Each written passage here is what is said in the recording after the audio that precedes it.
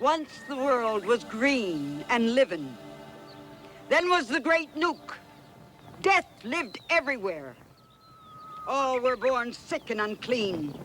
A living curse from the Americans and commies. Then one day, a baby was born, clean and clear. And the living curse was over. The child grew strong and beautiful. And she was called... Woman taught her children to follow the tiara and obey the regs. And the earth lived again. But some disobeyed the regs. And from them came the children of darkness and disease. Blue gods to be hunted and nuked till Negia left. Hello, folks, and welcome back again. It's been a while. This is the City Podcast. I am one of your hosts, Gary Hill. With me tonight is not the usual people, but people I would hope by now, but from support from this show and other shows that I'm on. They are the hostess with the mostest of the They Must Be Destroyed on Sight podcast. One, Lee Russell. How you doing, sir? I am doing fine. How are you, Gary? Oh, I am here. Spring has sprung, so seasonal allergies are, being a fucking asshole, but I'm alive, Mm-hmm. Man, oh man. With us also is the lovely Lady Lee. How you doing, babe? I am doing great. I'm doing as good as I can be right now. I'm happy. That's all that matters. That's good. Happiness is good, and I'm glad you're with us. And you're very busy with school and moving or whatnot. If you want the lady's address, just hit us up. We'll tell you what it is. For all the good news and good morrow. Oh yeah. Not really, but get that. Oh my gosh, been so long, guys. But I'm gonna kick it out the same way we always kick it off and say to the lady, what you been watching lately? Okay, so I've been in the middle of a move, so I haven't been watching much. But I've been binge watching Bob's Burgers, the series, because I'm absolutely obsessed with it, and it's probably my favorite go-to, feel good, just put in the background TV series. So probably the 6th or 7th time I watched the series. What? I've watched it so many times. I finish it off, and I'm like, okay, cool, let's start it again. It's great. I love it. Yeah, there's nothing wrong with that. I enjoy Bob's Burgers as well, and I enjoy what it does sometimes. That it throws stuff out there that genre cinema fans may know the references of. I love the Hawk and Chick episode, and the almost tribute to freaking Sorcerer in one of the Christmas episodes. It's the little stuff in there, Oh, I might have to watch that. Yeah, oh yeah. Look. Yeah, what's it again? They have a lot of pop culture references, just surprisingly, so many. Yes. There's some that I catch on to, and there's others that I don't. But I know they make reference to a lot of just unusual things where you're like, oh hey, I know that.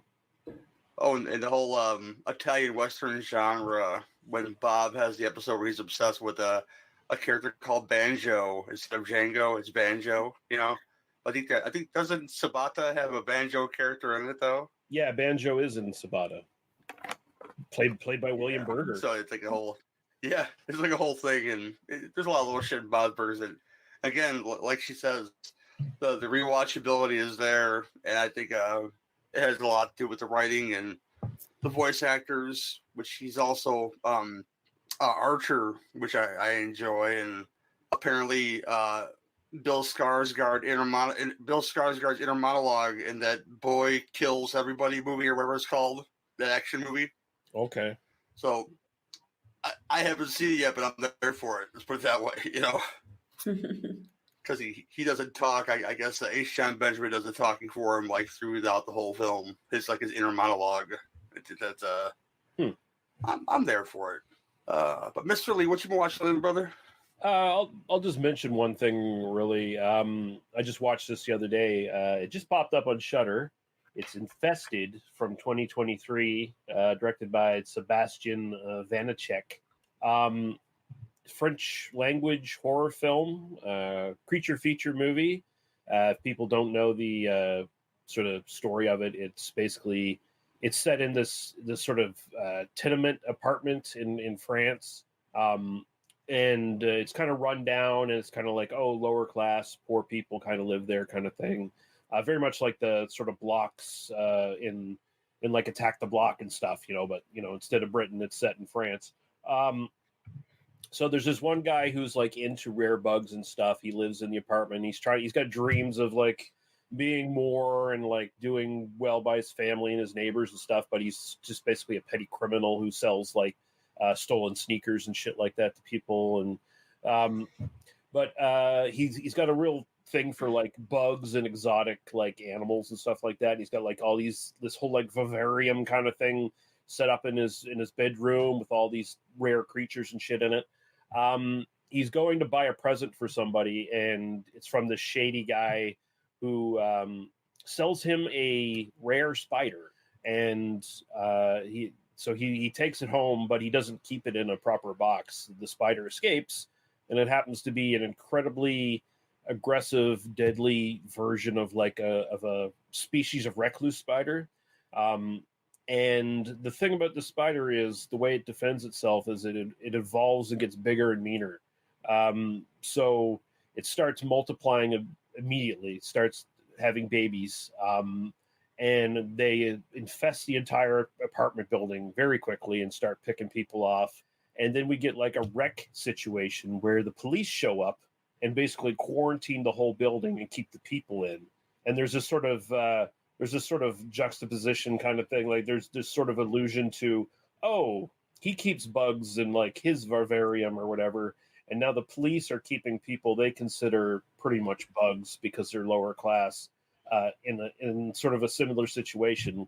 And all while that's happening, these spiders, some of them get bigger, but they don't get like so big that it's like completely unbelievable, because you see something like 8-legged freaks or something like that, and it's like there's no spider that can get that big because its exoskeleton would crush under the weight of it.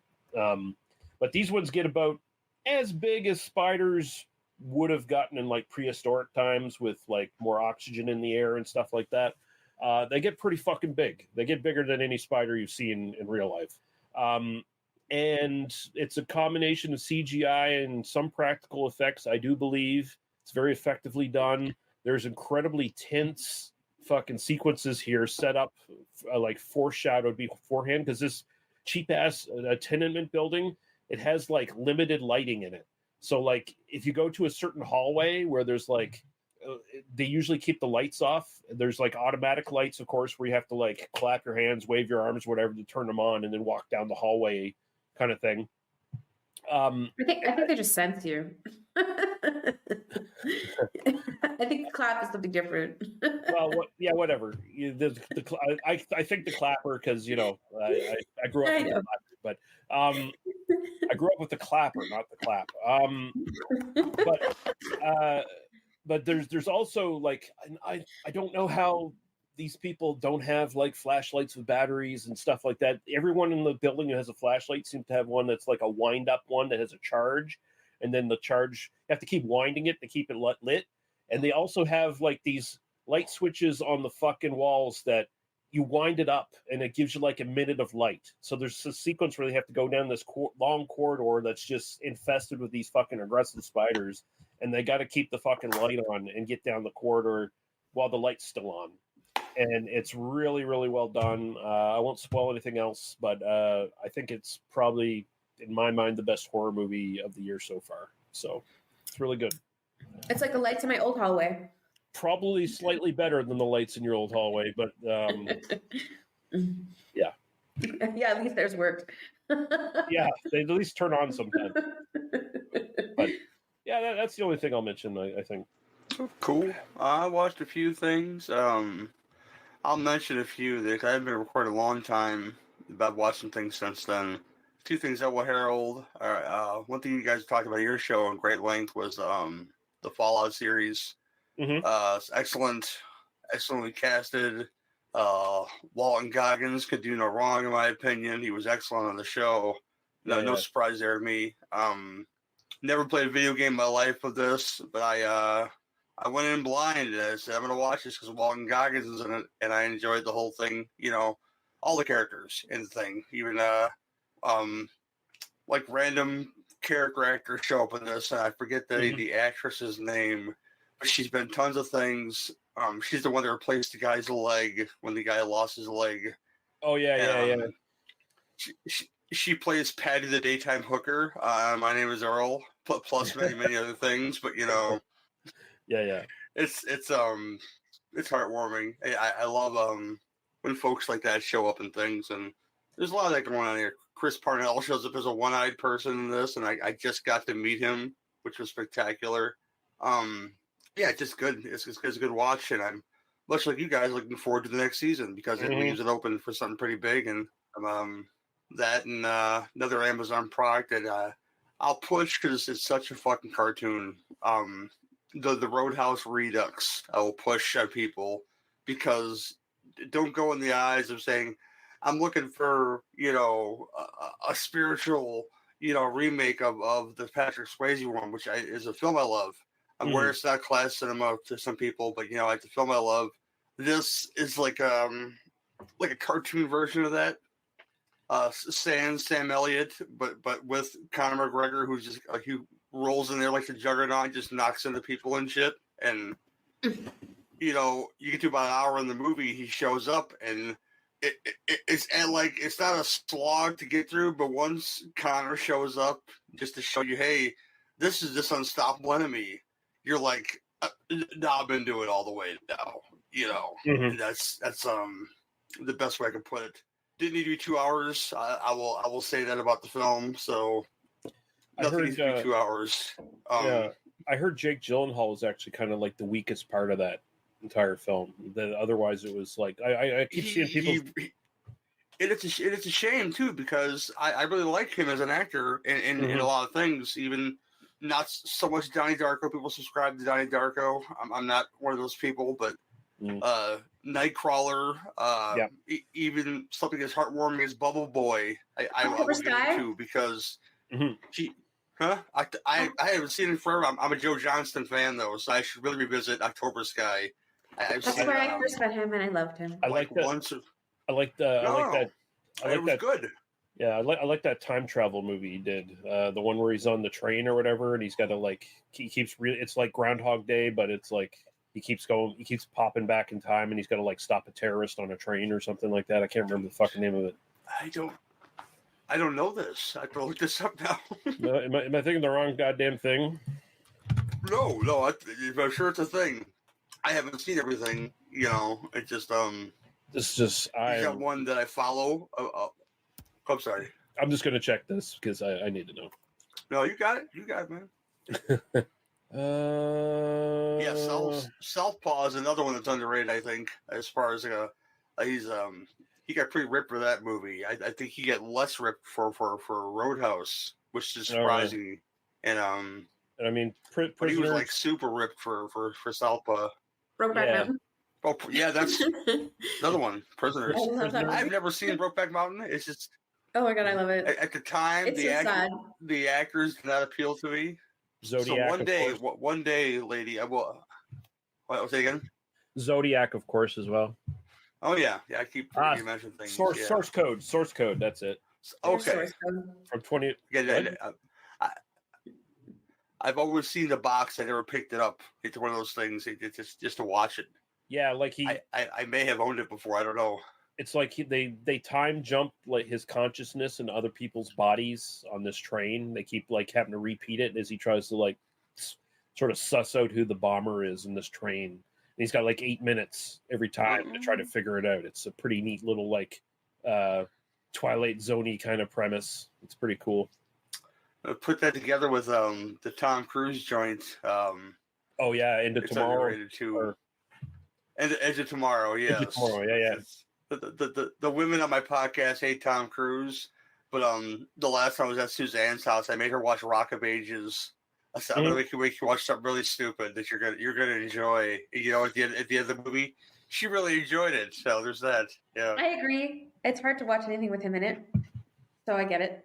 I'm not saying I won't watch it, but like, yeah, maybe I'll watch it. Just I have a hard time watching it. In Rock of Ages, he wears leather pants with a cod piece with a demon's tongue. I'm guessing made out of some kind of ruby coming out of his crotch area. So there's that, like that kind of thing. Yeah, you just gotta separate the crazy Scientologist from the actual actor who's in his 60s and still does crazy stunt work because he's a crazy person and no one can tell him no because he's so powerful in Hollywood. Well, other actors who are older do their own stunt work, so I'd rather watch them than him. So he is not in my support. I honestly don't care. He can do whatever he wants to do. X-Men 97. If you haven't yet, please do. I'm not going to get into it. It's just I never watched something that made me so excited and feel so tragic all at the same time. In parts of it, man. Yeah. The last episode they had, they dropped some pretty big bombs of things to come. So yeah, that's my Wednesday. X-Men 97, watching it at work. So I look forward to that. Yeah, I watched the first 2 episodes when they dropped, and then I had you know what? I don't really have much nostalgia for this. I'm probably not going to continue. But well, I'll tell you, they get a lot right. What these big productions got wrong. They got the bloodlines right finally. They haven't mentioned that Magneto and Juggernaut are their brothers, I think, in the comic, I think, right? No, it's Professor Xavier and Juggernaut are brothers in the comic, if I remember correctly. Yeah, because he just shows up in this last episode, and this is spoilers, of course. Magneto escapes and lets out a giant EMP, which frees a bunch of delightful villains that we all know and love, and one of them is Doctor Doom. So right. I'm getting ready for a shitstorm to happen real soon. I'm be so happy watching it. That's all I'm saying about it.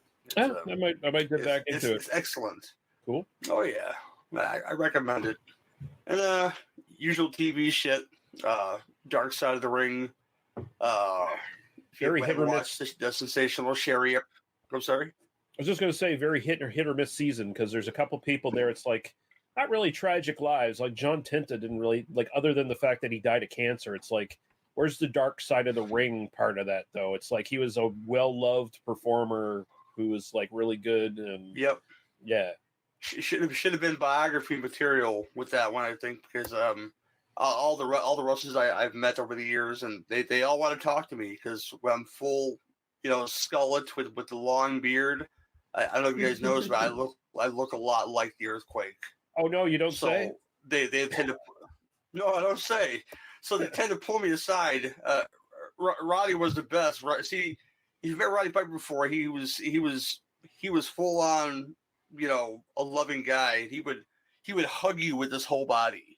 His whole body he would hug you with, and he and again they all want to tell me Earthquake stories. Him, Ted DiBiase, anybody you can think of under the sun that I've met, they all want to tell me Earthquake stories of what a nice guy he was. So when that came out, and it confirmed that he was this great family man, and that it was very loving and respectful to his coworkers, it was not a surprise to me at all that John Tinta was a great man that died too soon.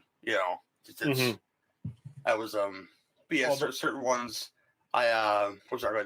I was just gonna say and he's one of the ones who died too soon just from cancer. Oh, excuse me, from cancer. It's he's not like these other guys like Davey Boy Smith who dies at fucking 40.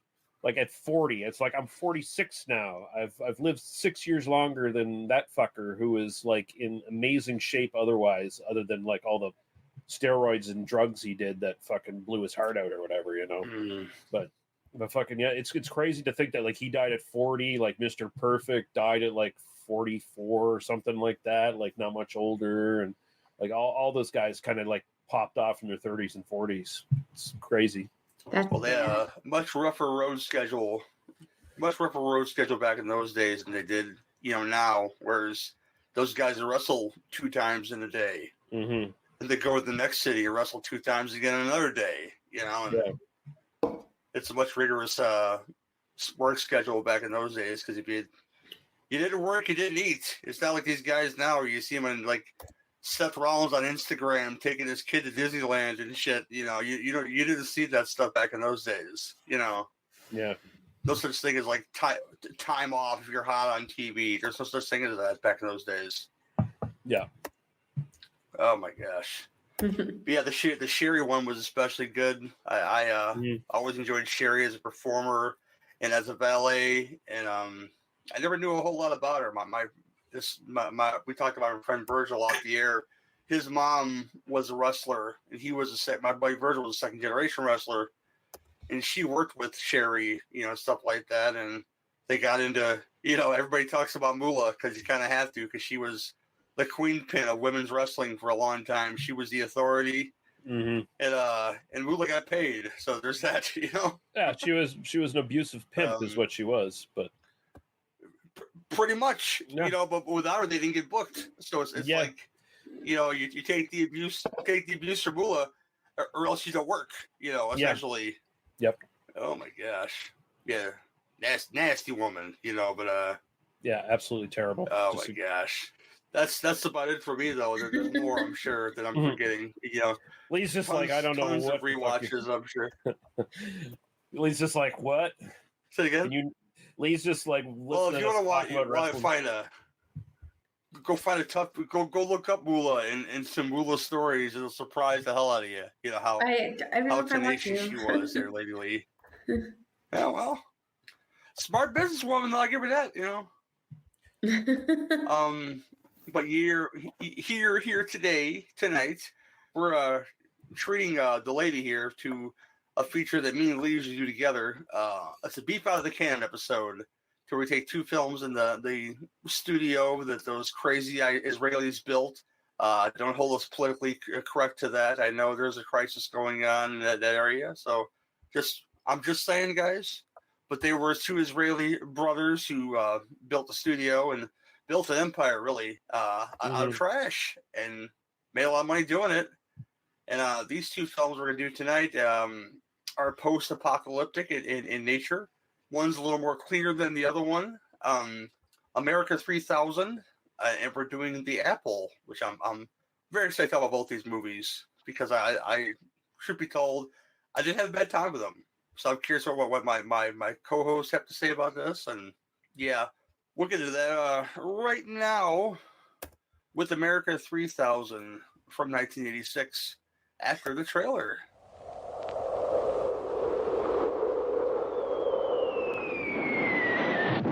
It is 900 years after the Great Nuke, and the roles of women have changed dramatically, much to the displeasure of men and mutants.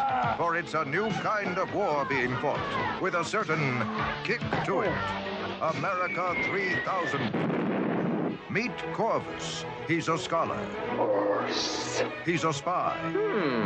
He's a man who falls back into the 20th century and lands the most important job in America. Mr. President. Mr. President. The President! Me for president. Meet Vina, the virginal queen of the Thunder Warriors. It is up to Corvus and Vina to bring a little civilization back into the world. What's it, man? Feel.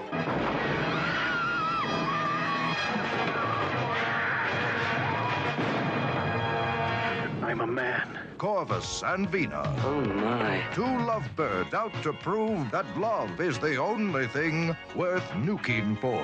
What a day. America 3000, an outrageous post-nuke adventure. America 3000 from 1986. Yeah, this is a canon film, of course. Plot synopsis is this: in a post-apocalyptic wasteland where a tribe of women rule and all men are either pharaohs or slaves, one man rises up to free the men. Can they coexist in peace, or will they have to die in war? This is written and directed by David Engelbach, whose canon credit is pretty much all canon. Yeah, he was a writer on Death Wish 2. It has a story credit on Over the Top, and I think not much more past that. He did an episode of MacGyver, and he also acted in Jaws. Oh, okay. He was just like a I did lab not go assistant. that far back. Yeah, he was just like a lab assistant or something on Jaws, and I think that was like the first thing he did in the industry. And then he went on to work with Canon, basically, and that was it. Well, it was good. It was good. Good employment there for a little while. Oh yeah. Till the empire kind of fell. If you didn't blow all your money on cocaine and you saved a few bucks, then you're fine. There you go. There you go. This stars Chuck Wagner as Corbus. You may know him if you watched the early '80s series Automan. I saw those on bootleg tapes long ago, and is the reason why I went so fast, but it is what it is. Lorraine Landon as Berna, William Wallace as Bruce, Sue Glossa as Mora. I don't know all these names. There's a lot of names here, but one of the most important characters in the whole film, Steve Malovic, is Arg the Awful, because I love a guy in a goddamn suit. So there's that, you know. Yeah. I should mention Lorraine Landon. So she's the she's the big star in this, basically, other than Chuck Wagner. She was Hundra in Hundra, and she actually had a couple other interesting credits. She was in The Stuff and It's Alive 3 and Maniac Cop 1 and 2 as well. So she had a little bit of a like. Yeah, she had a little bit of a B movie career going on there for a while. So yeah, cool, brother. I'm gonna get down to the meat and bones. This is a post-apocalyptic joint. I dug it, more than some of these. I'm gonna kick it to our male Lee of the bunch here, Mr. Lee Russell. What do you think of America 3000, sir? Well, I'm glad we finally have a movie that talks about the real problem in society today, the matriarchy and all this wokeness that is like ruining what real men are. No, this is a movie where I think, honestly, both the movies that we're going to be talking about tonight are a perfect example of why Golan Globus should have stuck to their wheelhouse more often than not. And they kind of did, usually, with canon stuff. And that's where they were most successful. Whenever they tried to, like, branch out from, like, crime and action movies, they usually misread what brought people to those movies, I think, in some respects. I will give them credit for this, though. Like, this movie tries to do a little bit of everything that these sort of post-apocalyptic movies were doing at the time. And they try to do a couple different things too, like namely stuff like the soundtrack, which is very like 80s butt metal stuff, like stuff you'd hear in heavy metal parking lot and shit like that. Like, I was very surprised by that, because you usually don't hear that. You usually hear like cheap synthesizer music in all these, kind of thing. But like, for the most part, a lot of this obviously was rewritten, because I know this is a script that David Engelbach had kicking around since the 1970s that he'd wanted to get produced. And so, he obviously did some work for Golan Globus for a while until, they gave him a deal like, we'll let you direct the film. You've done some good work for us with like Death Wish and stuff like that. We'll let you direct the film. And then he directs this, but it's pretty obvious that Golan Globus or somebody under them had some input into what this eventually became, because a lot of this stuff feels like we've seen the Mad Max films now, and now we have to rewrite a bunch of shit. Like, this feels like it was probably a way different film in the 1970s if it had been made then, as opposed to post Mad Max, where now it's like trying to do everything Mad Max was doing and throw in a guy in an ape costume and throw in a secret bomb shelter with the president's shit and his tinfoil suit in it. And this weird Lady Lee and I saw this really shitty Italian movie last year. I can't remember the fucking when men were something and women were this. And it was like battle of the sexes between male and female cavemen. It feels like a lot of that in this fucking film too. A lot of humor that really doesn't land. But I didn't hate this. Like, it was an easy watch for the most part. There was definitely some interesting stuff in it. We'll get into it as we talk about it more in general, but I don't feel like it necessarily came together all that well, honestly. Like there's, yeah, I'll save it for when we get into like more discussion, but I do have some like major problems with this that like really irritated the fuck out of me. But that being said, I did not hate the film. I was just like kind of disappointed that it went certain directions. I think I know what you're talking about there, and at least one of those scenes, because I was gonna call what was I gonna call if this was a They Don't See This Right on Sight podcast, and I forget now, but it was something really disgusting. But oh yeah, it was about semen. Lady Lee, about the semen. It was about semen. Yes, it was. Yeah. Something about a phrase they used, getting seated in this movie. Oh yeah, yeah, that's what it was about. But I don't mean to laugh about that. I'm sorry, guys. Lady Lee, what is your thoughts on America 3000? I may have fallen asleep a couple times trying to watch this movie. I was tired though, because I just come after a shift and I didn't sleep well the night before. So problem is I had to watch on my bed because like I had already packed up my TV and my laptop, so I only had like the small TV in my bedroom. So I was all cozy and comfy under my blanket with my cat. So I fell asleep a couple times trying to watch it. But it was a little dry. Like it seemed like it had this fun idea, but they tried too hard. Like it was just hey, we're gonna try and be cool. We want to be like this weird initially seems like dystopian future that turns into like a utopia when like when and women work together. So it was very okay. I think there was some really cool fight scenes, and there was some really cool fight scenes, but like I don't know. I think it was a little bit.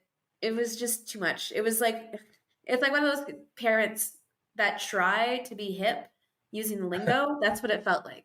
Like as someone who's like trying to or going to school to be a teacher, they always talk about like, oh yeah, the kids coming up with the language. I'm like, I just admit that I don't understand. I don't force myself and try to like sound like I understand it or I'm hip. But that's exactly it. It sounds like an adult who's trying to be hip with children. Like that's this whole movie. That's how it felt. So it's like that cringy every time they use the word plastic. Oh my god! Can we stop now? Are you saying you don't? Are you saying you don't have the Riz? I don't even know what the fuck that means. No cap? No, you don't know any of that Zoomer Alpha lingo shit? No? All right. They said Sigma a lot. I was like, that's so Sigma, and I just wanted to be like, hey, that's a character that I played. Yeah. That's all I know. I know Sigma was a name of a character in a movie that I did, as far as my lingo goes. Yeah, I get, there's not a whole lot to say about this film, but I think that as a whole, it's kind of like, it turns into like this battle of the sexes kind of thing. Like we have a society of men here, because they're all men. And we have a society of women here, they're all women. So but one of us is right, one of us is wrong. One of us is going to nuke the other one. And the whole idea of them playing, communism into play here, and you are in 1986. I'd imagine they think that communism is going to stick around for a very long time, and being scared of Russia and all this other stuff, and whatever. It's America 3000. I don't take it too seriously. The stuff we'll take seriously though is it's not the acting that kept me in the movie. It's the way it was filmed. I think it was filmed very well, and with the I think that it contributed to the stunt coordinator, who I forget his name, but the fight coordinator, who I know his name because he's Ernie Reyes Sr. So a lot of the hand-to-hand stuff and the kicks and stuff looked very good, and I think he had a big hand in that because he's a great martial artist. Who's of course father of Ernie Reyes Jr., who we may know for many more things besides his father. But if you this is why I watch Serpent Ninjas so much, because you get to see Ernie Reyes Sr. fight with his son in the movie, and that's Oh, didn't Junior do you don't all? get to see that in any other movie. Didn't Junior like work with all like the PM Entertainment stuff? I think so. He was in Red Sonja, I know. He was in Last Dragon when he was very young. He did that TV show, I think, with Lee Van Cleef. He was on that show. Oh, The Master? Maybe it was another show. Yeah, I think maybe it was another show. I don't know. He was on some TV show when he was really young. It was his last show, right? Lee Van Cleef's last thing he did before he died, The Master? I think so. I think he may have been on that show. I'm not 100% sure. But he was on some show where he was like a karate kicking kid on the show. All right. But it was always fun to watch him do things. And again, I always go back to Serpent Ninjas because I get to see him and his father fight together. And that's it's fun to watch where all those kicks came from, and yeah. But this film itself, good. You're right though. Like all the fights and like the action stuff is like actually pretty top notch. Like it all looks really, really good, which makes it like really stick out when comparing it to everything else that's going on in the film, especially when during the action scenes everything gets like very violent, like super violent, and then the rest of the movie is played like a comedy, which I was kind of weirded out by. I was like, tonally, I felt like the film was kind of everywhere, and also my biggest objection to this film is it's a film about sexy Amazon women who, again in the post-apocalypse have an endless supply. Apparently, like they found some catch of like hairspray and makeup products because they're all done up like fucking hot chicks in a 1980s music video, and not at any time in this movie do any of them get naked. There was no nudity that I saw, and I was watching pretty closely for that because I was like, come on, it's a canon film. It's got sexy cave women, basically cave women. I mean, I wouldn't be surprised if like this originally was like a caveman, cave woman like fucking movie that got turned into a post-apocalyptic thing. But sexy fucking Amazon women tribe who keep men as sex slaves, and yet we don't see a bit of sex. We see a little bit of sexual tension where it's like maybe hinted that the rival Amazon tribe, there's like this Amazon political thing going on that's like really boring. But like the bad Amazon tribe is like, it's hinted that like they're all like lesbians basically or whatever, because like there's some like little bit of flirtatious like, oh, the bad guys are making their plans, and it's like hinted like after we take over then we'll fuck and stuff like that, but then they never fuck, so it's like no payoff. Lee wanted boobies. Well, according to that one, yes. According to that one scene though, where they're like about to make out, but he doesn't know quite how to do it. Yeah, it's like you can tell they haven't been together in a long time, men and women in that way, except for of course, the seeding that happens in this movie. We don't talk about that though. it's bad. Yeah, basically we're breeding with each other forcefully, and that's rape in every country. But it's in post-apocalyptic barbarian times, I guess it's just repopulating the earth, I guess. I don't know. I mean, that's a canon, gross nonetheless. I'm pretty sure that's like when like canon, if they had like a Bible for their films, like here's our filmmaking ethos, and this is what we think about certain subjects and certain topics. I'm pretty sure that like, hey, if we're going to make a feminist movie, if women force men to have sex, that's just feminism and it's not rape. That's probably what their stance was. I mean, I'm not going to sit here and say that Golden Globus were the most enlightened people in the world. Honestly, their movies, quite honestly, for the most part, pretty bad when it comes to stuff like that. So, well, if you think of a plot in which in Hell Comes to Frogtown, they just take a old Roddy Piper back to their camp, and they just fucking milk him for all of his semen until he's tired and he can't give no more. Because that's all they really wanted him for was his fucking semen. Yeah. And, feminism at its finest. Hey, what year was Hell Comes Roddy to Frogtown? Wasn't that like a couple years later? Pretty sure. Right around the same time, I'd say. I'm just gonna look that up, But I'm just gonna say, Hell Comes to Frogtown. You hack. You ripped off America 3000. all you added was giant frog people. They should feel. Yes, they are delightful and out of place in that movie. But he did go to Frogtown, and Rory Calhoun is there, and Sandal Bergman is there, and Inner-undies, thank you, movie. It's a good time. I will say there's no mood. There's no nudity. Inner-undies, yes, indeed. Yeah, there's no nudity in that movie either, is there? I seem to recall.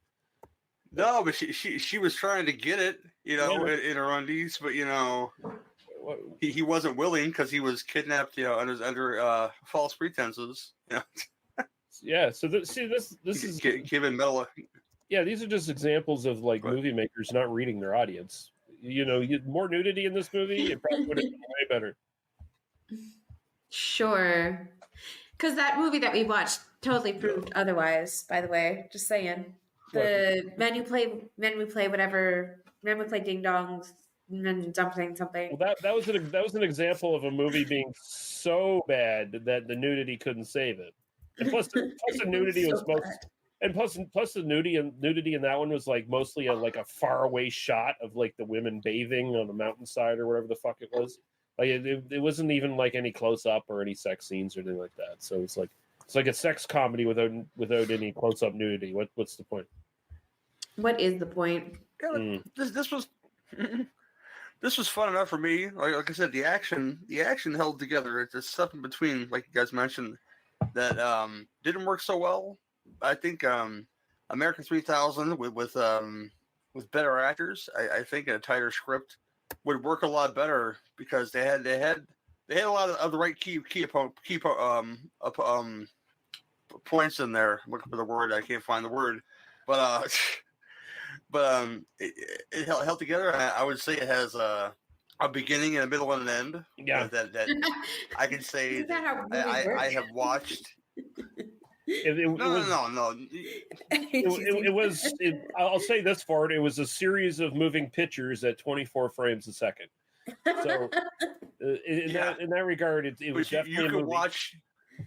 You could watch other ones of these though, and say, I didn't have a good time with it because the plot is literally worse than the fact that it's all over the place, and the fight looks really shitty. I mean, I love Lance Henriksen.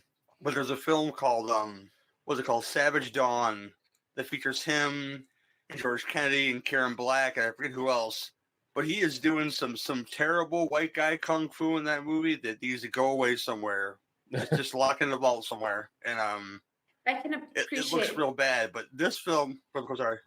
I was gonna say I can appreciate a boombox that just never loses its energy or power. Yeah, those are some good batteries. There were some good batteries. There's a variety of cassettes that they had that somehow had a crazy variety of music. Oh yeah.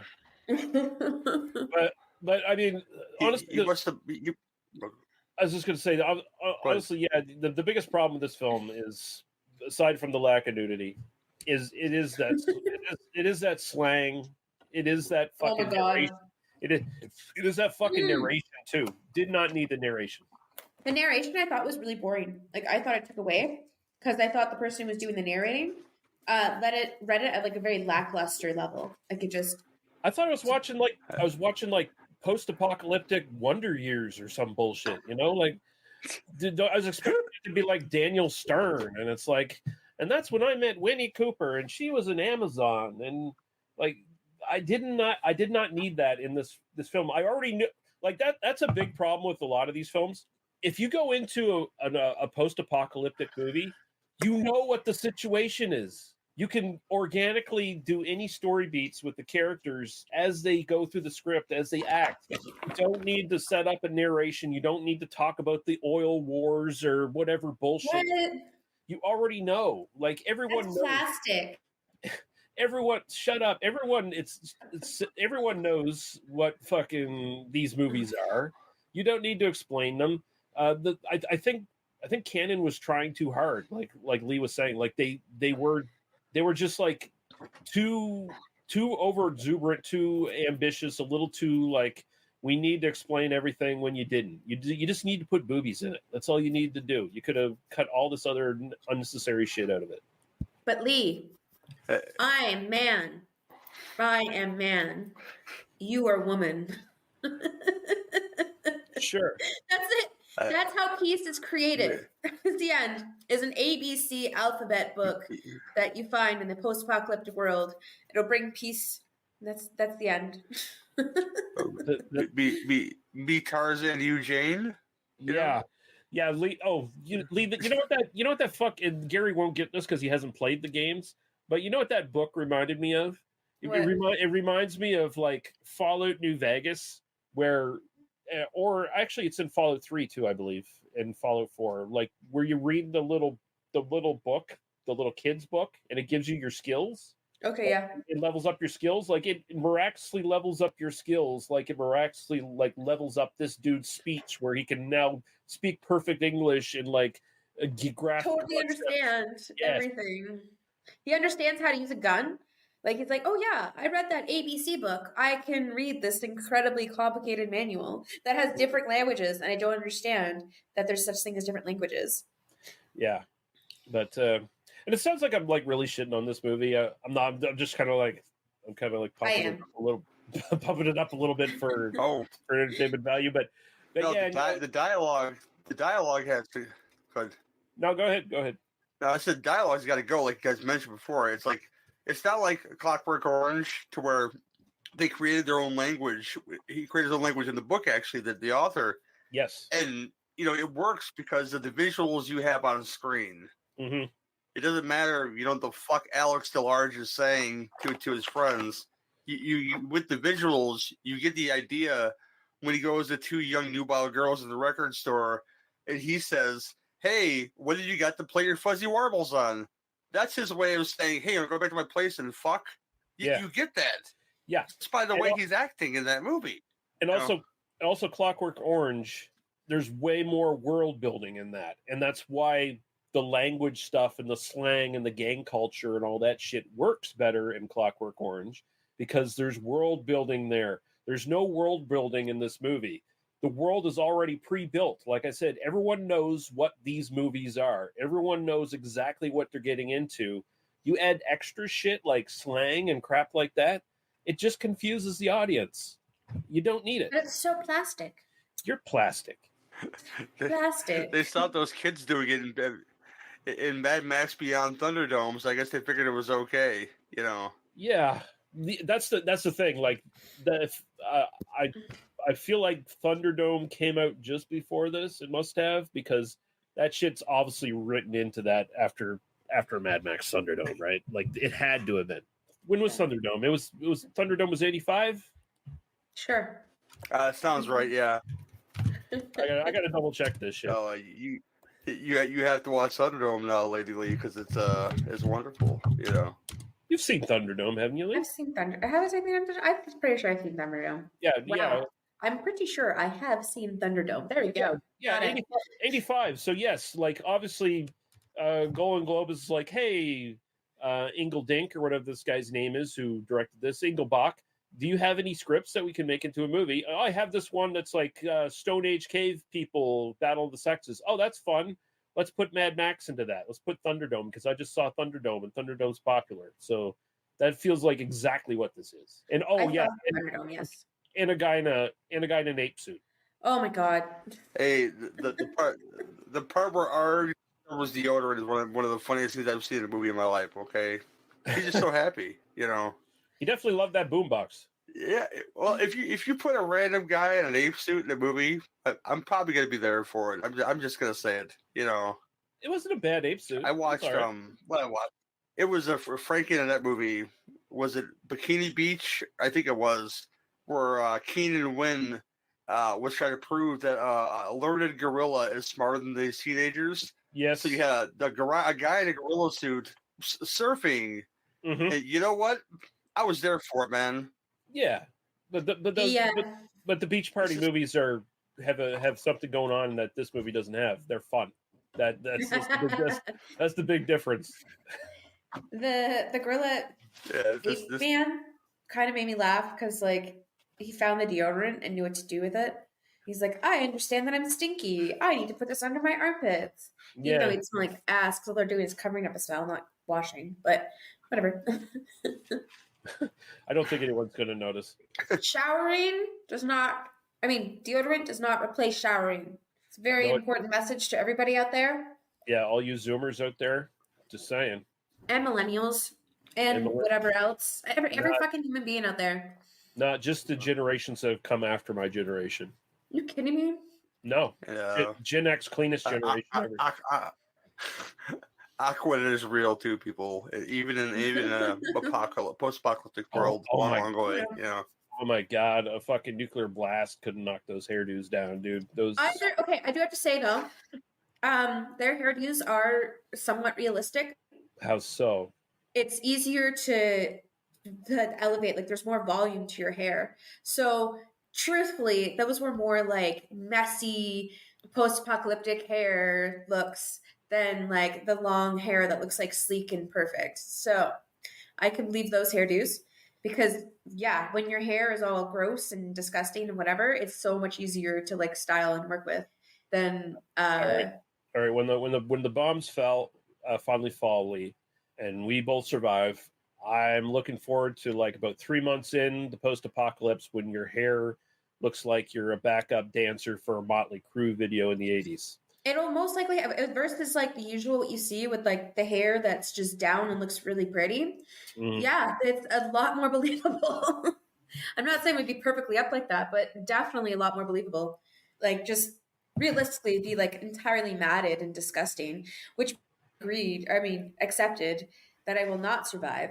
I am a nearsighted person who's like almost passing my prime as a female. So my ovaries are useless and my genetics are useless. So why would people want to reproduce with me anyway? Survivalistically, if you're going by genes, it would be a dumb choice. Well, ovaries aside, I'm sure, I don't want to talk about how fertile this lovely lady is, but she may be super very fertile. I don't know, but no, I just don't have anything else that the lady. Like if it's a post-apocalyptic world, she no longer has the will to live. Only if it's post-apocalyptic. I love the things that I have. I don't want to relearn how to live, so I think I would just enjoy the rest of my life as much as I could, and be like, "Cool, I'm good.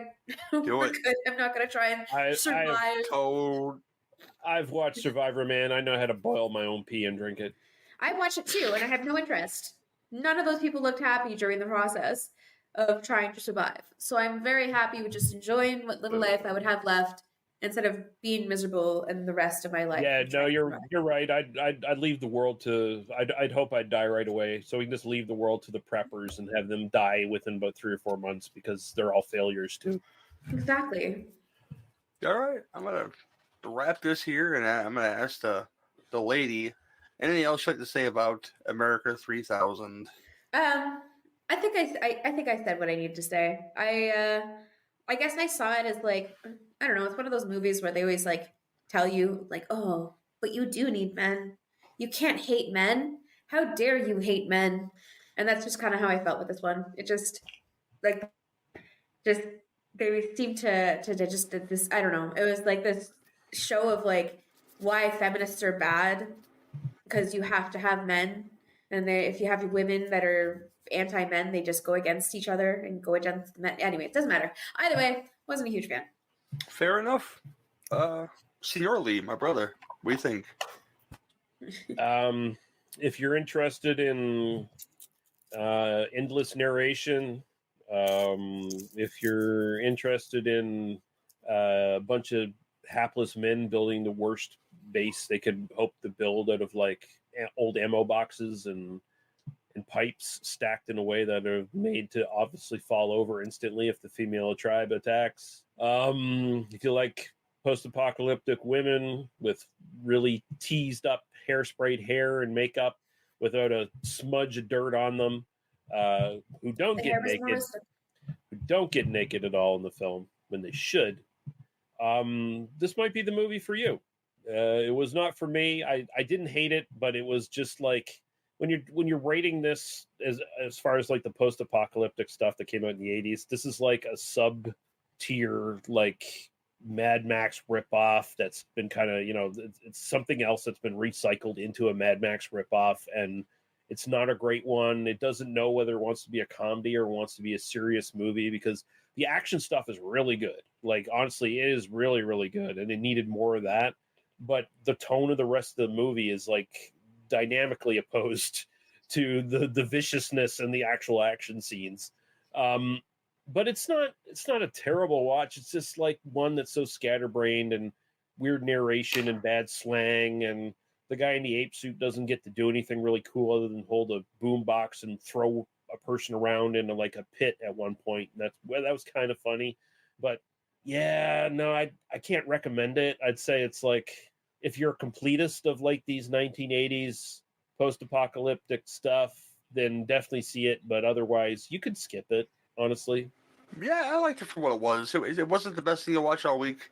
Like I said, yeah, there's been worse ones of these. I think what kept you in it was the great fight choreography in the action scenes, right down to the horse, the way they were riding the horses. You could tell they were properly trained how to ride these horses. They look like shit.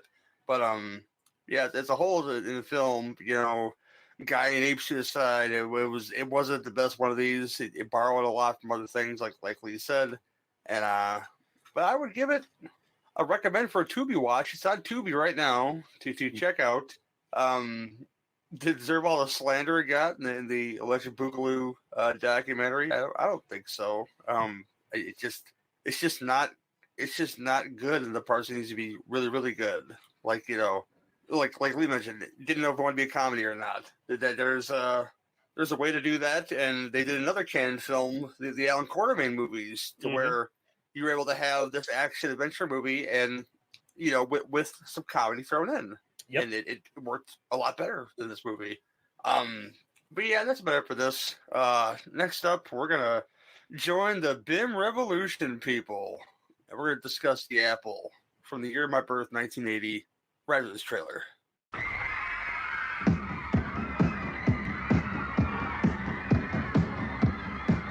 In 1994, the world is controlled by one power.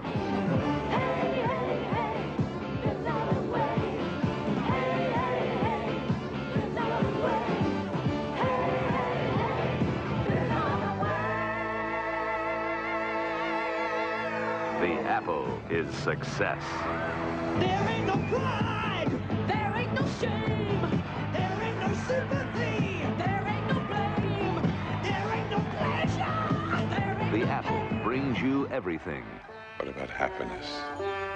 child of love. Show me. Tell me. I wanted to release Bibi from a contract. Cheers.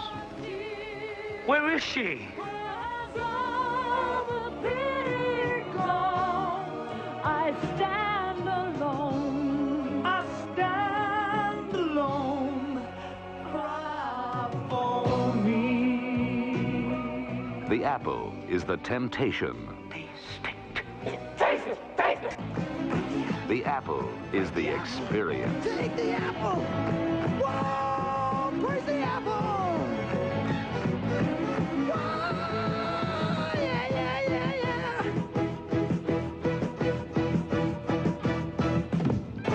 The Apple is the forbidden fruit. Come and take me and shape me and mold me and make me and fill me up with your fire. Come do anything to me your little heart desires. I've never been so high in my life.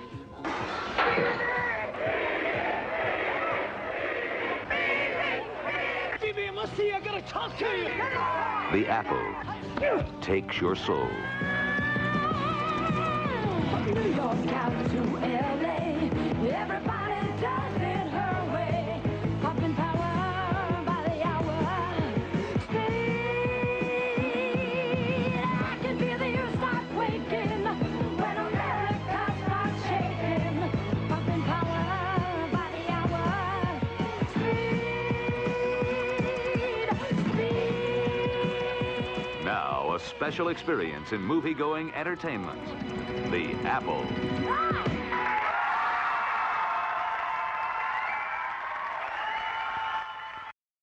The Apple from 1980. Your plot synopsis is this. In 1994, a young couple enters the world of the music industry and subsequently the world of drugs. That's not really fair, but No. yeah. This is directed and mostly written by Menachem Golan, the man himself. This stars the still beautiful Catherine Mary Stewart as BB, George Gilmore. I'm sorry, you may know her from Night of the Comet, the underrated punk comedy Western Dudes. You should check that out maybe one day. She's in a bunch of Last Starfighter. She's in some good stuff. Yeah, Beach Girl. George Gilmore as her. Yes, there's a lot of good stuff. George Gilmore as Alfie. I should say now, a lot of these guys didn't do anything much past the Apple, and he's one of those folks that didn't do anything past the Apple. Yeah, Gilmore was he was in a Scottish rock group, the Bow Weevils. Like he was just brought in because he was a singer, I guess, more than anything else. Like he did theater work, but he didn't really have a movie career. Yeah. Grace Kennedy as Pandy. I like that character quite a bit because she. Yeah, I'll get into it. Alan Love as Dandy. Did you recognize Vladek, that? I'm sorry to interrupt. I did not. Do you recognize? Okay, Alan Love. I was looking at him and it's like I know this guy from somewhere, and so then I checked his IMDb and it's like, oh, I know where I know him from. He was in an episode of Kitchen Nightmares because he went on to open a restaurant that was failing called Love's Fish Restaurant.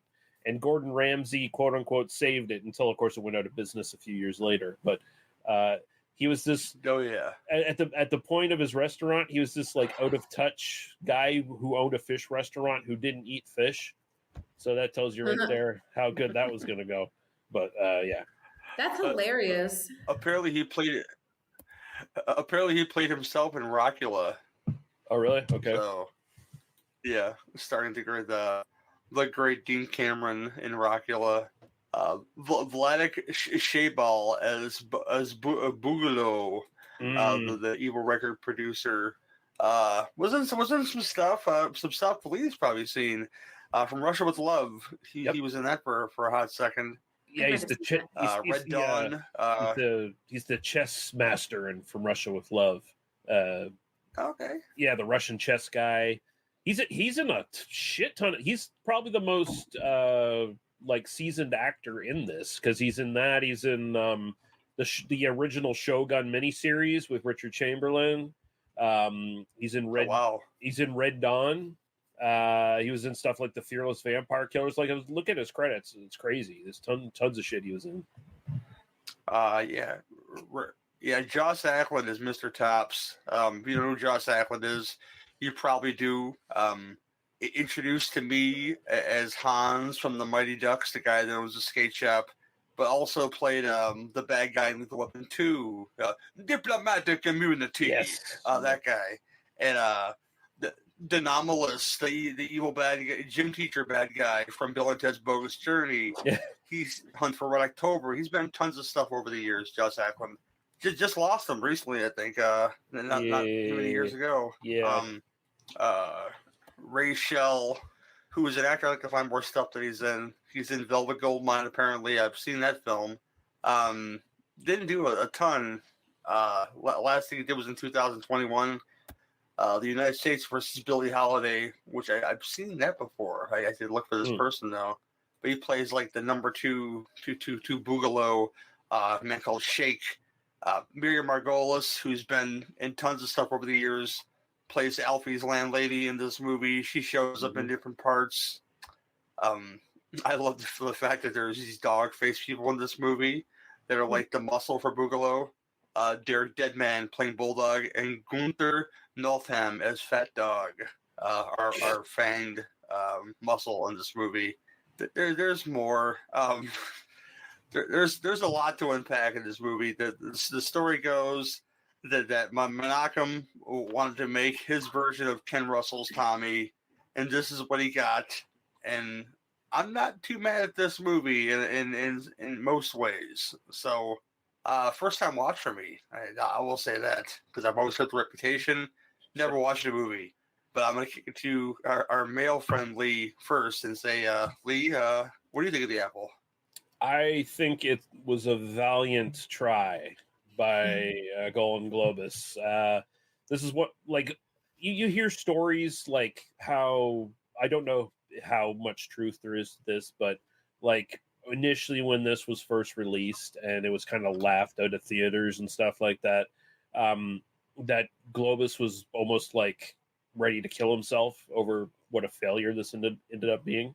Like, it does feel like it was a legit passion project for him, because there's a lot of really good work in this film. Like, there's a lot to this film that you don't expect from a Canon produced thing. It's very, I think on the downside of this, it's very derivative of better films that do the same thing. I find this way more enjoyable than, like, say, Sgt. Pepper's Lonely Heart Club Band, which I feel is also quite similar to this. It's definitely not better than Tommy. Tommy is probably the king of these sort of things at this period. But this feels like more of a mashup of Phantom of the Paradise and Rock and Rule to me. Just the way it looks, the way it flows, feels very much like those two stories, like elements of those two stories is put together in one movie. I feel like Phantom of the Paradise and Rock and Rule do it way better, but I think this is pretty fun for what it is. The story is all over the fucking place. Like, I think the biggest problem is our leads are just fucking sad sacks that are not interesting. Like, as much as I like Catherine Mary Stewart, I don't think she does much in this film to endear herself as an interesting lead. I feel like fucking George Gilmore is just a cute guy of an accent. That's more or less what he is. And their music sucks. Like, their music sucks. And this whole story is about, like, them, like, changing and, you know, selling out, basically. Like, the whole story is like she sells out to become popular, and he stays true to his sappy love ballads that are really terrible. And, you know, if he was actually a good musician and the songs were good, that would make this story a lot stronger. But he is terrible. His songs are terrible. And even when fucking Catherine Mary Stewart switches to, like, this more slutty-ish pop star, her songs still aren't all that much better, honestly. They're kind of like subpar, like, rock stuff from Phantom of the Paradise, like something that one of the bands in Phantom of the Paradise would do as a B-side and not mention ever again. But the real joy here is Vladik Shabal as Mr. Boogaloo. His fucking character's great, and he just acts up a storm, and he just acts, like, around everybody and, like, steals every scene he's in. And that kind of saves the movie for me, because I don't like musicals where, like, they just break into song without any real reason, and they do that quite often in this, and a lot of the songs aren't all that good, even though they do, like, every style available. Like, there's like fucking there's like ballads, there's rock, there's disco, there's tap dancing, there's reggae at one point. Not all of it fucking lands, but, like, the good performances in this kind of save it. And also, I kind of appreciate how fucking gay this movie is. Like, it's so incredibly flamboyantly gay, and it's not ashamed to be that way. Like, it's just very openly, like, we're vibing on, like, how fucking spectacular we are. Like, there's the sidekick to Mr. Boogaloo, who's got, like, the fucking glitter lipstick and glitter eyeshadow and shit like that, and just running around with that shit on. It's like, gay or straight, if you're that dedicated to wearing glitter, I gotta give you some credit, because that must have been terrible to, like, out of your clothes and off your body, like, months. Oh yeah, so difficult. Afterwards. It's fucking. It's not that difficult. It wasn't that much. I don't know. This guy was like 50% glitter in this movie. I think I wear more on a Saturday night than he did. Sorry to say that. Yeah, okay, Lee. stop bragging. Enough, Lee. But yeah, no, I kind of really enjoyed a lot of this. I feel like maybe it could have cut a few musical numbers and it needed better leads, but for the most part, this does not match the reputation it gets as like one of the worst movies of all time. It's like, brother, I just saw America 3000 and that was way worse than The Apple. So like, let's just like slow your roll a little bit before you start mouthing off about The Apple. Okay. That's it. That's Cool. my general initial thoughts there. Lady Lee. I think Lee enjoyed it a lot more than I did. It was, I'm gonna say it was really boring. The first 10 minutes, I was like, oh hey, like I kind of like this. It's got this whole weird, what's the word for it? Oh my god, I can't think of the word now. Anyways, it has this play on with like the not caring about gender. You just do what you want and you really don't care. And I always love that. That's a big thing. And I was joking. I'd message Lee and be like, Total Recall, you have. Because the main guy totally reminded me of the main guy in Total Recall. Like, yeah.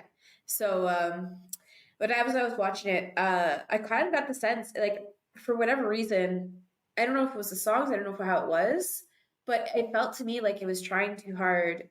Because, yeah, I was trying too hard because it reminded me of androgynous. My God, that's what I was thinking of, androgynous. There was a lot of androgyny in this movie, and I enjoyed that. Mm-hmm. Anyways, it reminded me of Rocky Horror Picture Show for whatever reason. I don't know why. Oh, no, yeah, it's also very much in the same vein as that, yeah. But the problem is, like, Rocky Horror Picture Show was very much a classic. Same when you mentioned, like, Tommy was very much classic. Like, I think this one was just trying to run on the coattails of some other amazing musicals, while this one just... I don't know. I think they tried to have an idea about like the God and the devil like fighting against each other. But my issue was that there was no plot against the devil. Like there was no real reason why you should hate the devil. Like, yeah, he was, and I don't understand why people, like there wasn't a reason for them to be miserable, right? Like it wasn't a forced upon, there wasn't anything that was built on that. Like this almost reminds me of like the documentary Wild Wild Country. The whole town was against the Rajneesh, even though they worked very well together. Yes, they knew it was a cult. Yes, they knew all that kind of stuff. But the thing is, they actually worked really well together to create this community that helped each other out. And they got hated on because, like, it was a mockery of God, essentially. This is kind of that side it reminds me of where, like, God comes to save the day to bring the modern thing. But I don't know what he was being saved from. Like, I don't see... Yeah, he's not... You're right. He's not...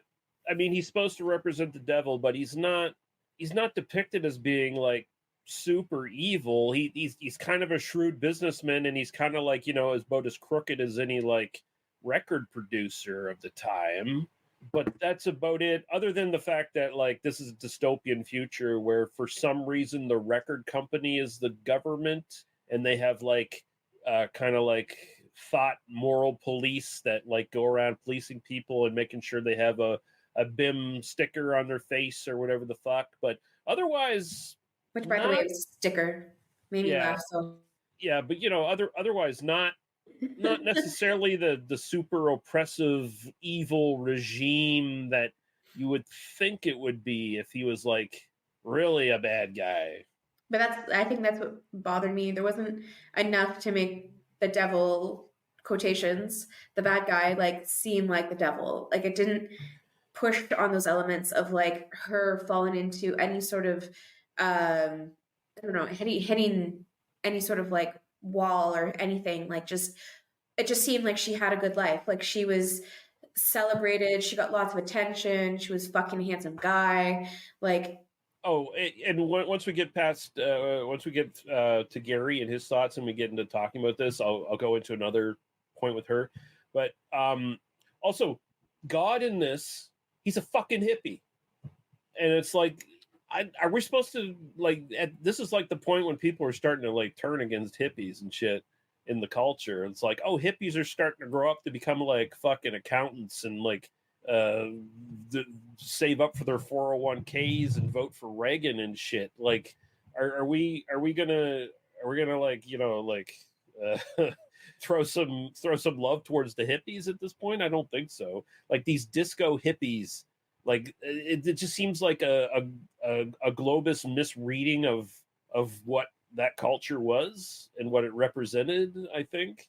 And also, and I feel like it's kind of like Golan, he's he's writing a little bit into this, but this is like from a previously written, like it was supposed to be a stage performance thing from the other two co-writers, and they actually star in this in bit parts too. Who are they here? Kobe and Iris Recht, whatever. They were trying to get this off and running for years as like a stage performance, like Broadway kind of thing, musical or whatever. And it never came to fruition, so they made it into a film. And it's obviously that there's some more, canon rewrites going on in here, and it feels like it made it more of a mess than it probably was originally. The movie to me didn't feel very genuine, like for a musical. Like it just felt like somebody who had the opportunity to do something did it, versus like taking the opinions on anybody. Like it just seemed like there was an idea here and people probably were like trying to give them feedback, but they're like, no, it's my idea, fuck you. Because I just feel like there's a lot missing to make it something. Like you were saying, the music's not that great. Like I love musicals. Actually, it's funny, I just thought of it. I just watched Mamma Mia yesterday. And while it is a stupid, silly movie, some of the songs are extremely catchy and how they do them. And that's what gets you hooked on musicals. Like there's always that one or two songs that like get stuck in your head and you're singing them. This one, I don't remember any of the songs. Like it's just a very mediocre music.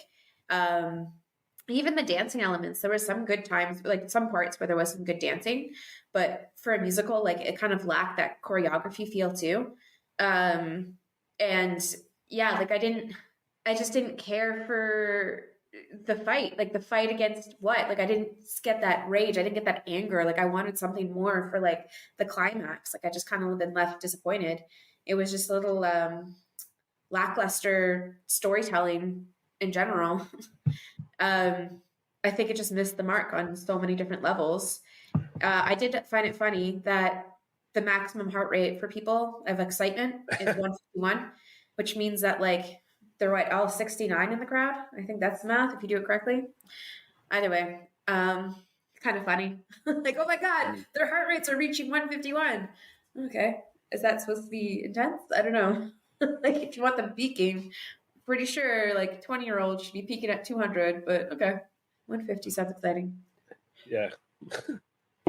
Oh boy. Yeah, this is the Apple. This is the first time watch for me. It's like Lee mentioned, I was gonna mention this too, but Lee beat me to the punch there about this feeling like things get better than it is. Like it feels like Phantom of Paradise, it feels like rock and roll, like mashed together. Where if you haven't seen these films, my lady, you should watch these films, especially Phantom and Rock and Roll's animated. It's still very, very fun, but they had a lot more thunder behind, the lyrics and the voices behind it, and this film, I don't want to call it an excuse, but they try to play this thing. And imagine it's a playoff of the Eurovision contest that happens, every year, to where I think where ABBA got discovered and all this other stuff. We just got to watch it in this country, like last year. I think we were able to start watching, actually not voting of it, like actually watching the Eurovision contest if you wanted to watch it. But apparently, it's a very big deal in a lot of countries. So that's what they're playing off for this movie. But it doesn't matter because they kind of say, hey, we found this act that we're going to exploit because they surprisingly sang this somber love song and people were digging it. And we'll make her a star and we'll dump this dude other places, I guess. And that's what they do. They turn BB into a star, because one line, I'd have to find it, something along the lines of which basically is the whole canon model of, you sell the idea and then you make the music or you make the song. Yeah, you sell the album and then you make it. Is what they said. It's like we're going into the studio next week to record the album, but we've already sold it or whatever. It's like what? It's the same thing as where Canon would make the poster for the movie first to sell it to people before they even made the movie. Well, not just him. Charlie Band did that. Oh, A yeah. lot of those guys did. They made the poster first to sell the movie. Roger Corman. They made the movie. You know? Mhm. Oh yeah, Roger Corman too. Yeah, it was a big sell amongst independent filmmakers. Make the poster first and sell the movie. I thought it was very interesting. They threw that in there to say, hey, yeah, that is the canon business model. And just to say, hey, we'll make this promotional material and say, let's sell the movie. And that prevailed. Sell the apple. Yeah, and that prevailed into the VHS market when that became prominent in the mid to late 80s, where it's like you go into a VHS a rental place and you see all these enticing covers for movies, you know, that where the movie art on the cover looks amazing, and you buy that movie and it's like it's promising so much, and then like 9 times out of 10 it's just incredibly disappointing. Mm-hmm. If this is fine, like you guys said that. Okay, I'm sorry. I was just gonna say, Lee, I'm sorry. For Lee, there used to be places called rental shops where you could rent VHS tapes. You do realize that I was a part of that, right? No, VHS tapes. You don't realize they were analog, not digital, and you had to rent them. Because I never did that on the weekend with my family and friends. They were made out of plastic. Cool. Thank you for mansplaining VHS for me. Yeah. Okay.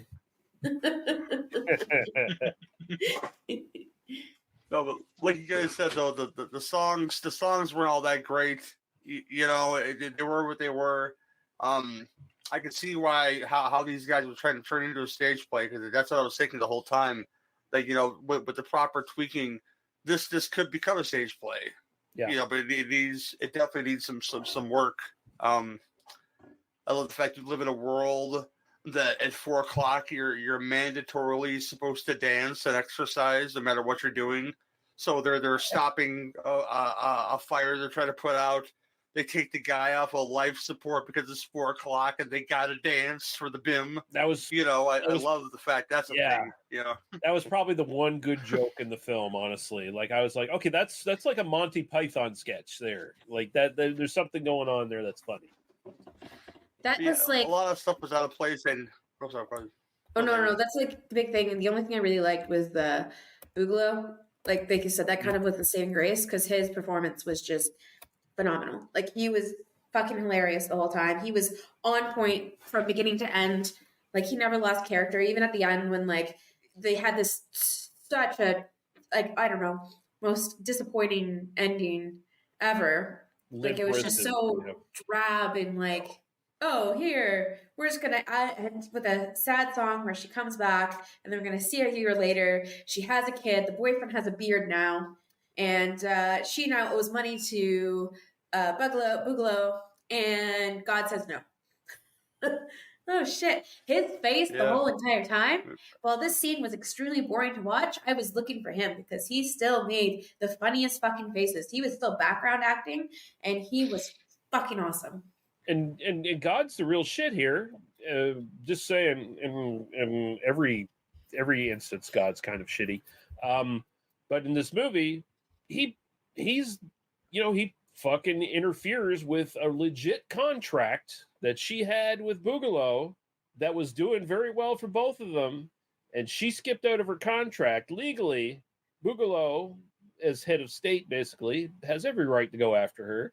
It's not like they were beating these hippies or shooting them or anything like that. They were just like, hey, we're coming to take her away because she didn't live up to her side of the contract. I'm sorry, a contract's a contract. Unless she's going to pay out, then she can't get out of the contract. And I'm kind of on the devil's side in this. Like he kind of got screwed. I think the devil's life was a lot more entertaining than the baby making side. Like, I don't know. If you're supposed to make me turn to God in this movie, I definitely turn to the devil. and also, like, what's with this ending where everyone gets raptured? Like, that's the ending. The good guys get raptured and go to heaven. What? Yeah. They were saying devil's bad, God is good. It becomes like Joss Ackland, Jesus rolls up in his pimp car out of the clouds, and then it says, "Hey, all are welcome in my pimp car. Let's go to heaven, man." You know, I'm waiting for fucking Kevin Sorbo to remake this because it's got a rapture in it. So it would interest him to fucking let's get the wokeness out of Hollywood and we'll make the really straight version of the apple with none of that gay stuff in it, and we'll rapture all the. In this case, we'll rapture all the fascists. Well, technically, the gay stuff was supposed to be bad because that was part of the devil. All the normal nuclear family shit was. Oh yeah, they were all hippies. They were all hippies. Yes. Yeah. Yeah, so realistically, when you think about the whole movie, they were supposed to be anti the gay stuff and anti the androgynous stuff and all that stuff, whatever. And you're supposed to be, yes, man, woman, fall in love, have baby, live in harmony and peace. Are we gonna look past the fact that our male lead in this gets date raped basically in this movie? He gets drugged and raped. Well, I was going to bring up the plot point there that Alfie's dick can save the world because you know what? He went to that orgy under false pretenses. He was drugged, yes, but he plowed Pandy, in the I'm coming number in the movie. Not obvious at all. No, and she had a change of heart. Just by getting some Alfie dick there. Oh yeah, that's how it is. Women just lives are changed by men's penises yet again in another fucking movie. I still don't. Here's the thing, though. I still don't understand why BB does a face turn all of a sudden and goes back to Alfie. Just because Pandy She had a dream about him. That's where it's really weak, right? That's where it's just it rushes to an ending that makes no sense because there's no reason for her to turn. She's got a good thing going with Boogaloo and BIM music and all that shit. So it's and Andy sucks. He writes bad songs. He's a bum living on the street now. He sucks. I mean, he really does. He doesn't even have the decency to become a drug. Grabbed his landlady's boobies. He's not a great guy. I don't even see the purpose of that. I don't understand why he did it. I don't understand why it was in the movie. Why? Everyone loves Miriam Margolis. That's why. It doesn't matter. You don't just randomly grab a lady's boobies. She put lavender in her bra like that lady in the movie. Yes, she smelled so good, and they were firm. She dosed them. That does not give consent to grab a person's boobies, even if they smell good. It does in the dystopian future of the apple. Apparently, I do enjoy how we had a post-apocalyptic kind of dystopian movie. Yeah, this is more of a totalitarian. Well, I mean, technically, the first movie is just post-apocalyptic. This is technically dystopian because it's like a police state, right? It's like a totalitarian dystopia. Yeah, exactly. That is what I was saying, Lee. You're so plastic. Is it really that bad though? Because Boogaloo really wants them to be distracted, but not by much. It's the fact that hey, you're gonna get some entertainment, and you know what? You're gonna get exercise every day at 4:00. So in a way, he's helping them get their cardio up. He's helping them be more upstanding citizens. That was funny. Supposed to be a little more docile, enjoy some tunes. Yeah, like the house burn. I mean, I would ask you this, Gary. Does this society look better or worse than the one in Demolition Man? Because you know that how much I dislike Demolition Man and how I thought the politics in that movie were so fucked up. Here it seems like yes, it's kind of a police state, but it's a super soft one. And it seems like people can kind of just be themselves and do whatever the fuck they want because Boogaloo doesn't seem like he enforces much of anything other than the 4:00 BMI moment or whatever the fuck it is. BMI? BIM, whatever, BMI. Body mass index? Sure. I mean, that's part of it. It's an exercise thing. You got to keep on that. But yeah, no, it's just the movie doesn't push into that political stuff to any serious degree, and it has no need to in the first place. It feels like that kind of stuff was written in maybe by Golden Globus, and it's just it doesn't match with the rest of it.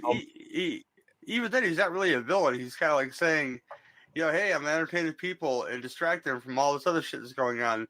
Because even when they move in on the hippies camp, they basically tell them, hey, you've been told before you can't stay here between this time and this time. Like any other time, they're welcome to stay there, but go back to your hippie cave, like Jesus Christ Superstar intended, and stay there until you come out again. Another musical that was better than this one. Yeah. Well, I'm not even a huge person on the Jesus thing, but I love Jesus Christ Superstar.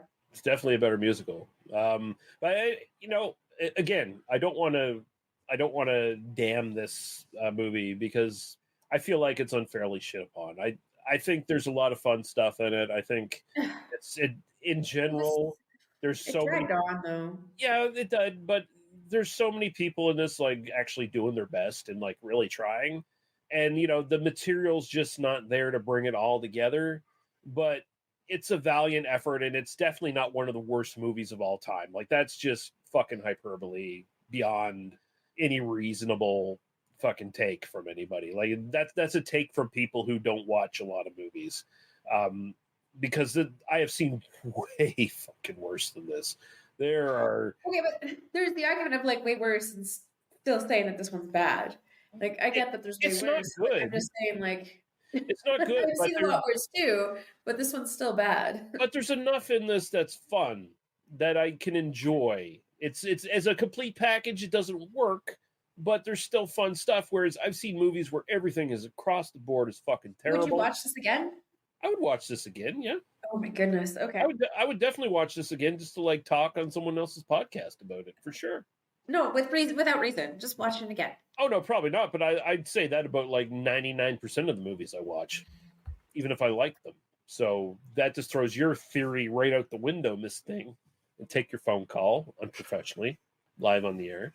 Oh man, I will kick it to the lady and ask her who's not. I forgot to mention our lead characters are from Moose Jaw, Saskatchewan. Oh yeah. So they're like fucking. They must be fucking some real yokels coming to play this fucking music festival thing. Anyway, Lady Lee, what are your final thoughts on this movie, please?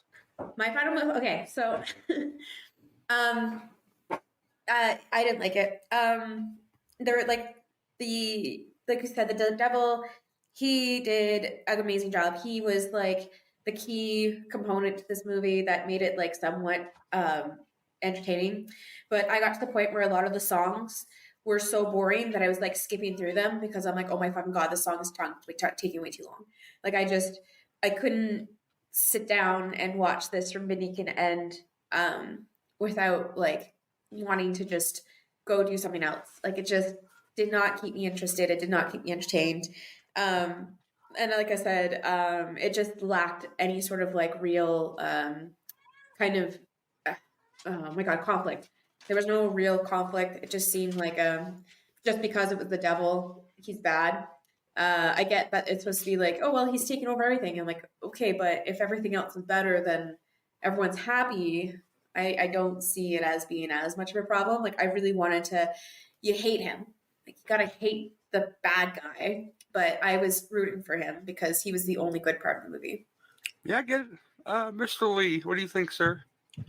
Like I said, I feel like there's a lot of hyperbole going around that kind of damns this movie right out the gate. And a lot of people just hear it from its reputation and go, well, I'll skip it. I'd say watch this one. I'm not going to tell you it's the greatest movie ever or anything like that, because it's definitely not. It, like I said, Phantom of the Paradise, Rock and Rule, both way better versions kind of this to watch. But if you like that kind of stuff and you kind of want to watch something that has some of those elements and it's still kind of fun, and there's, like I said, if you're a person who likes going into a movie and finding like fun performances and fun elements and even bad movies, then there's a lot of that stuff in here that you can dig into and have fun, at least for one watch. I'm not saying this is going to become an all-time classic on your shelf or anything like that, because it probably won't. But I think, there's enough in this to give a sort of a base recommendation of, hey, this isn't terrible. This is not the failure that everyone says it is. It's a failure. And it is not. It's fine. It's totally fine. It's totally harmless. It's fine.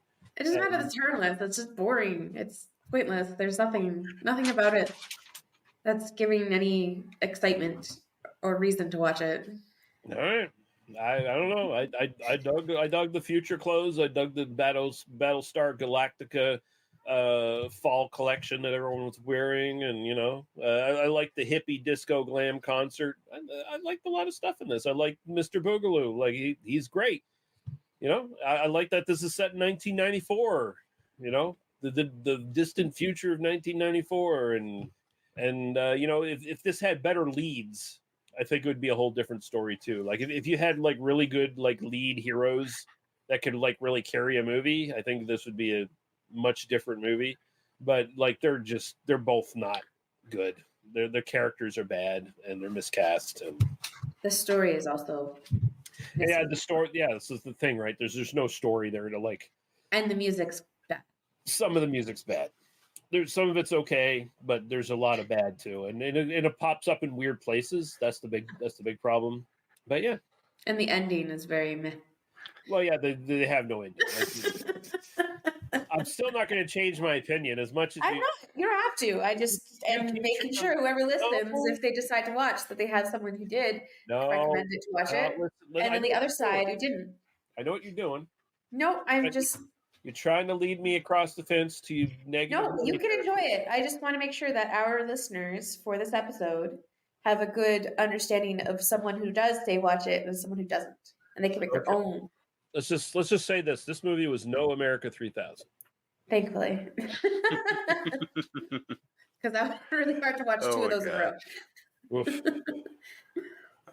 Like I said, this is the first time watch for me, and it was a good watch. I will say that as far as like it did what I guess what it set out to do. To do those movies you mentioned on a budget, and it's not as good as other movies. So if we ones we mentioned, you're still watching those. I still watch those. I think we covered them all on one show or another. Rock and Roll, Phantom of the Paradise, and Tommy at some point in time. But yeah, the songs were okay, but like Lee said, the leads they need to sell a lot more than they did, and they really didn't. But I will say that Captain Mary Stewart found her teeth not long after this, so she must have really took some acting lessons and perked herself up, and she was going to make some pretty decent genre stuff, and I think that Dudes is one of the most underrated things she's ever done. So maybe I'll come on your show. We'll do Dudes one time. I think the lady would enjoy it. I think she would. All right, that might be a good idea. Yeah, it's a punk rock western there, Lady Lee. Yeah, this is fine. It's not like what you said. It's not something to be dumped on automatically because other folks say you should dump on it. I think you should go check it out for yourself. And make your own decision on the Apple, because I hear folks saying, comments saying, "Oh, it's like the best worst movie there ever was." I can't say that with confidence, but as far as like, I want to like go smoke a blunt or something and turn on something random. I think the Apple fits the bill. Oh yeah. I think there's better. Yeah, it's available in many places though. Pluto TV for free though. If you guys want to watch this for free, Pluto TV has it for free. I imagine on demand. Yeah. There's a site I use a lot called F Movies that there's a lot of stuff on there, and that's where I grab the Apple from. That's where you grab the Apple from? Enough. You take a bite into it? I did. I wanted knowledge that God didn't want me to have. I enjoyed that song. I thought that was fun.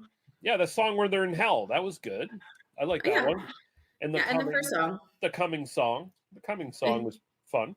The Apple and the first song that had nothing to do with the actual movie, except for like winning the concert.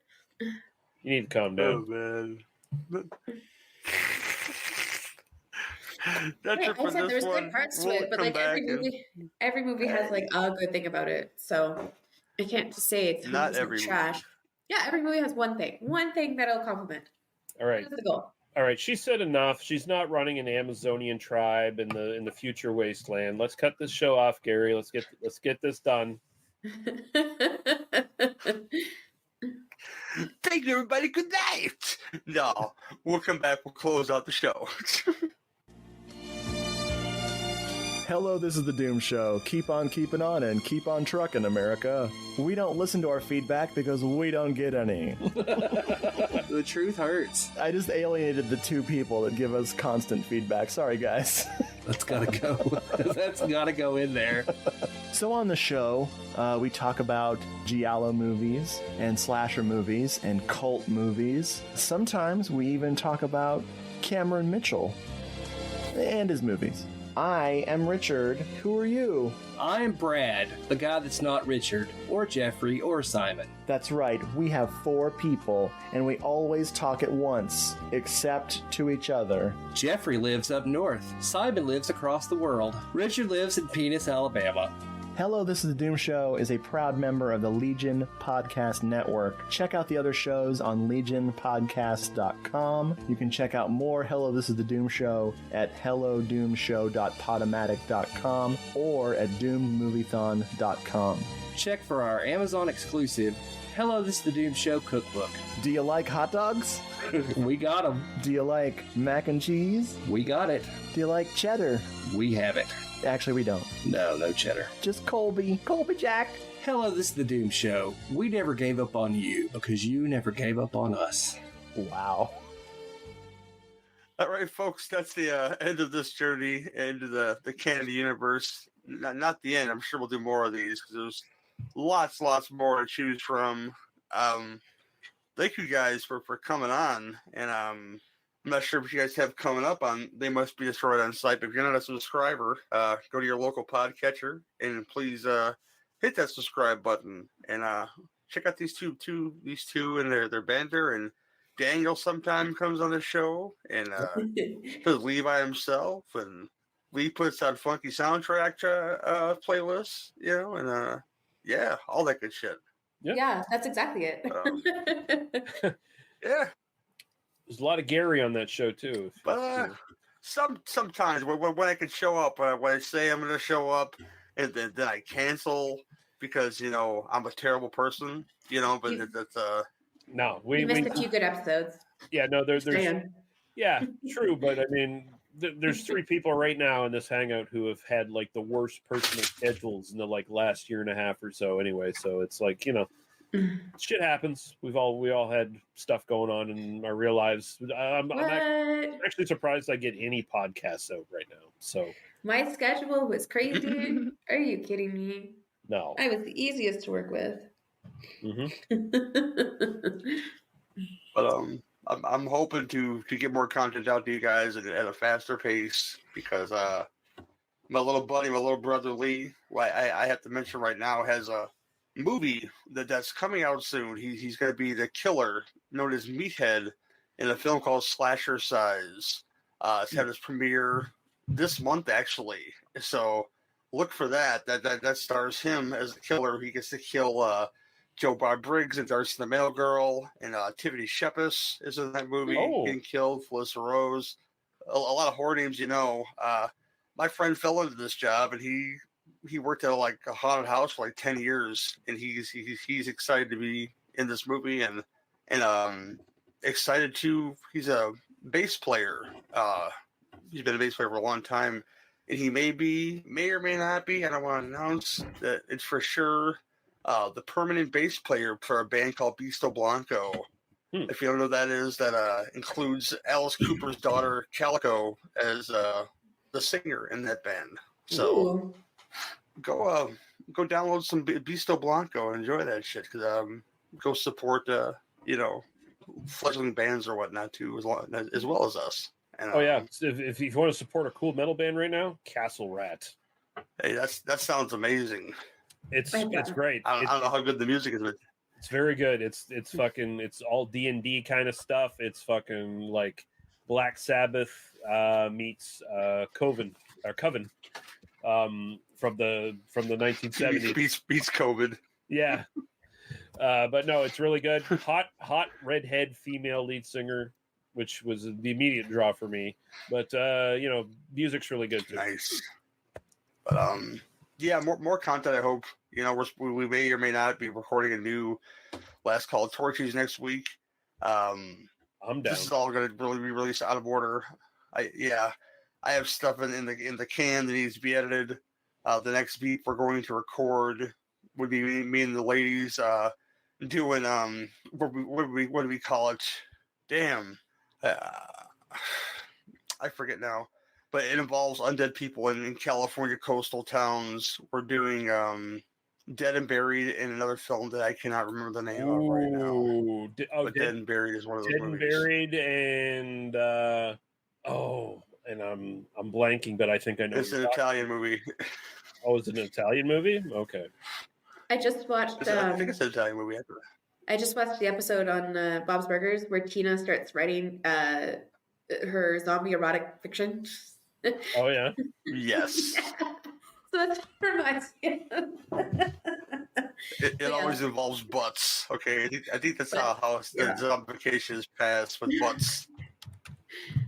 Yeah, that was my last. I'll think of it later, but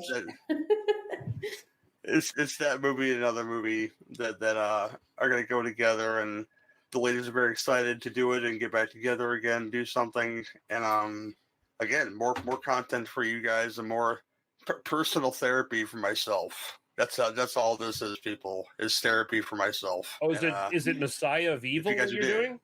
Yes, that is the other one. Yes. 2 great movies you're doing on that podcast. Yeah, but thank you all for coming on and joining me. This it felt good, and it's not just the beer talking. It feels good, but that is the end. This has been the Sin Beef Podcast, where if you've got beef, we've got the grinder. See you all next time. Cheers. Bye.